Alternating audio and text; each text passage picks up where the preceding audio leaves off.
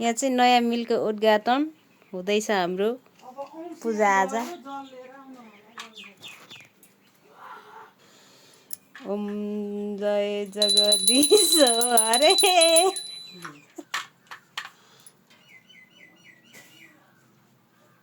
ल नबिग्रिकन विशेष मिल बनाउन जानै नपरोस् हो क्या।